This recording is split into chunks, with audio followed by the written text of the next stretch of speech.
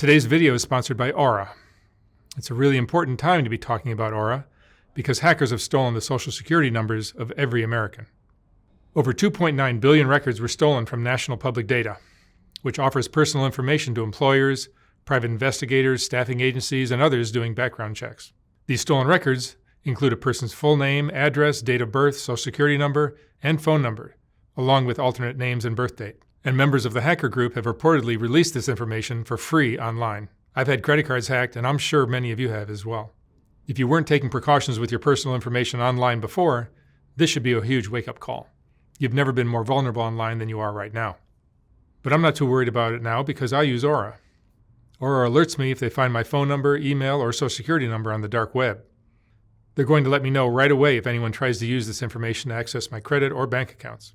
Plus, they give me up to $5 million in identity theft insurance should the worst-case scenario happen. They also provide a bunch of other features to keep you safe online, all inside one app. I'm not leaving myself and my family vulnerable to data breaches. And if you don't want to either, you can go to aura.com/soft white underbelly to try 2 weeks for free. And now back to the video.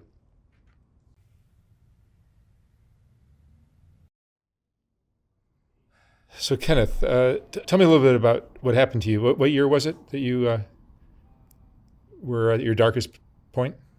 Let me think. I would say it was 2020. That was my darkest point. How old were you? I was 14, turning 15. And tell me what was going on. What was going through your head at that point? Dude, I just got like really. Am I allowed to curse? You can curse. I got really fucked over by the school system, a couple kids at school, and that's when I snapped. That's what made me want to hurt people, and that's what made me enjoy hurting people. So I would terrorize my family. I ended up in the mental hospital because I told my mom I was going to kill her. Really? Yeah. And were you looking to hurt anybody else? The kids at school. After the incident, every time I walked into school, I would look at the people walking by, and I would decide which ones I was going to shoot and kill. And it would depend on whether or not they bullied me or they were nice to me. So you were bullied? Yeah. In school? Horrendously, because with my autism, it took me a long time to catch up to where I am now socially. So I would say like at 10 years old, I had the mental age of a 5-year-old. I acted like a 5-year-old. And in 7th grade, when I was 14, I would say that I was maybe like a 10. So your autism kind of made you I was disabled. An easy target. Yeah, pretty much. And it's sad that it happens a lot. And kids can be mean at that age. Exactly, because they've gone through traumas of life that make them assholes. But you see a kid in kindergarten, they're just chill. Like they just want to be happy because they haven't gone through the traumas of life that make them assholes. Yeah, I think you're onto something there. And how serious did you get about what you wanted to do to other kids at school or whatever? One time I got triggered, and then I started trying to figure out how to get my way into the school, but that's as far as it went. Did you have a gun or anything like that? No, I could not get access to a gun. But if you really wanted to, you probably could have. Definitely. Yeah. How long was this going on that you were thinking like this? I would say until 2022. So for a couple of years? Yeah. For a couple of years, all I wanted to do was just get back at the people who traumatized me. And what was your fantasy? What was your fantasy? My fantasy, just... How would you have done it? I would have just shot them with a shotgun, really. I imagined like shooting them in the stomach and then standing over them. Watching them bleed out, yeah. It's just really disgusting stuff. But things have changed since then. Oh, definitely. Let's go back to your childhood. How did you grow up? I didn't talk until I want to say about like 2.5 years old. So my parents, they took me to a pediatrician, and they said that, no, I was fine, stuff like that. And then when I was 5 years old, my parents divorced. And their relationship, it was just really nasty, dude. like just constant fighting. Like I think I heard this from my dad. I don't know whether or not it's true, but I guess my mom had stolen money from him and made him go bankrupt or something like that. But again, like I don't know if that's true. I only heard it from my dad. One side of the story. Yeah, exactly. So the truth is always somewhere in the middle. You know, I don't want to throw anyone under the bus by saying like, yes, this is what happened. You're just telling me what they were fighting about. Doesn't mean you're taking a side. Okay. Yeah. And then I have these memories of living in a 3-story tall blue house, and I remember it very vividly. The edge of the roof was painted white, and like the 3rd-story window was like the circular building, and there was maybe like this 40-foot, probably more like 100-foot sidewalk leading out to the road, where I would play hopscotch with my sister, and I remember sitting in our garden. Watch my sister pick flowers, like doing the "he loves me not," he does not love me, like stuff like that. I've never lived in a house like that. None of that ever happened. What happened is that my early environment was so traumatizing that I just dissociated into a false reality. What was going on at home? I don't know. I genuinely have no idea. No abuse or anything? I've heard something like my dad throwing my 7-year-old sister against the wall. So, yeah. Was there any abuse, any sexual abuse, physical abuse when you were a kid? I have a memory of my pants and underwear going down, and then it's just a blackout. But when I remembered it, I went to my therapist's office, talked to her about it, and she said that because I totally freaked out, like I was a mess, dude. And she said that if something hadn't happened, I wouldn't have had that reaction. So I think something like that did happen. And what's changed for you? What's changed for me? Because now you're doing better. What changed for me, I would say, was when I met this guy named Mark, and I learned that I wasn't alone, and that there are people like me, and that people had gone through what I did, and they turned out fine. Like we both liked 4chan memes, we both liked the same music, we both liked the same video games, and so that really opened my mind. It's like I'm not all alone. Like I can be loved, because my core issues went down to self-hatred. The extreme self-hatred, you know? And I want to say that maybe it was like 6 months ago. I was sitting outside smoking a cigarette, and a fly lands on me, and I swat it away, and I kill it. And I just have this moment of like realization. It's like, wow, I just killed a living thing for no other reason other than just crawling on me. And that's when I decided to become a pacifist. Like I fuck up sometimes. I mean, I just walked out of a job because my coworker pissed me off. Was that the right thing to do? No. It was stupid. So I fuck up sometimes, but I really try my hardest to be better. Have you seen a therapist?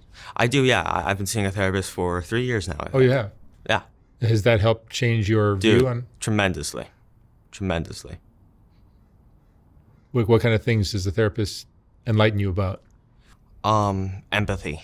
Because when I first came into therapy, I had no empathy. I had lost it. So for like past 3 years, we've been working on empathy, and I've gotten much more advanced to crying, not crying, but like almost crying over my sister just dealing with the struggles of her life. When 3-4 years ago, I hated my sister. I felt nothing for her. You know? How old are you now? 18. I just turned 18 this month. You're 18. And yeah, so those teenage years are always difficult. Yeah, they are. It's for some worse than others, you know? Yeah, for sure. And if you're autistic, maybe that 10 times worse. Makes it even harder. Yeah. And so now you go through life how? You're more compassionate. Writing, dude.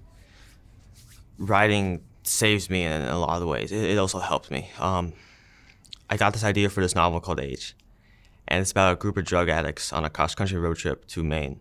And as they continue, their drug addiction gets worse and worse, and they delve deeper and deeper into madness. It's super experimental. Like, there's a bunch of different viewpoints. I even wrote one scene in the screenplay format. Dude, such a cool fucking book. Have you dabbled with drugs at all?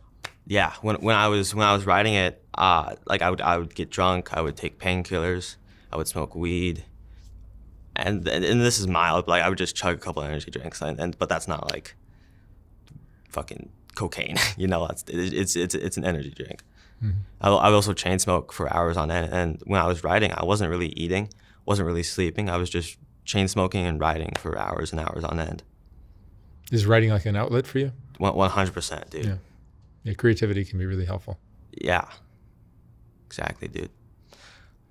Yeah. Do you have any friends? Yeah, I have a lot of friends. My best friend right now is named Chris. He's the one, I drove down here with him because he got ordained at this Hindu temple, and so we could stay there. So I stayed there for a day. I met a new friend named Rowan. I got his phone number. Did you have friends when you were going through these dark periods? No, not at all. Yeah, see, that's part of it too. Your social group is Exactly. a huge Yeah. part of all that. And how do you see who you were a few years ago now? I'm ashamed of it because I hurt a lot of people with my anger. You know, I'm ashamed of it. Were you just unpleasant to deal with? Highly unpleasant to deal with. Yeah. No, unpleasant is putting it mildly. Really? How do your parents see you now? They're proud of me. They're really proud of how far I've come. I mean, I am too. I just wish I could go back in time to when I was 12 and do things a little differently. You know, because you can forgive other people, but the hardest one to forgive is yourself. Emotionally, do you still have ups and downs? Every now and then, you know. Because you're human. Exactly. Yeah. But for the most part, I'm actually pretty happy right now. I got a lot going for me. That's great. It's nice to see a young man change his attitude like you have. Yeah, dude. Like I don't want to hurt people. I don't want to be mad at anyone because it feels shitty. Like, anger is addicting, but it feels really bad. So tell me how you view all those people that treated you badly in grade school. If you would have asked me this 3-4 years ago, I said I wanted to kill them. But now it's like they were just kids. They didn't know what they were doing. So was it high school? It was high school as well. I dropped out of high school, got my GED at 16. Oh, I see. Yeah. So, but like the kids who bullied me, they're just kids. They didn't know what they were doing. You know. So they were I probably forgive them. Going through their own stuff, and Exactly. Yeah. that's a great way to see it. Mm-hmm. And therapy was probably the number one thing that helped you. Dude, yeah. Psych meds? No? Psych meds help a lot. They help with my aggression, you know? And you're on those now? Yes, I am. Yeah. What are you taking? I take olanzapine.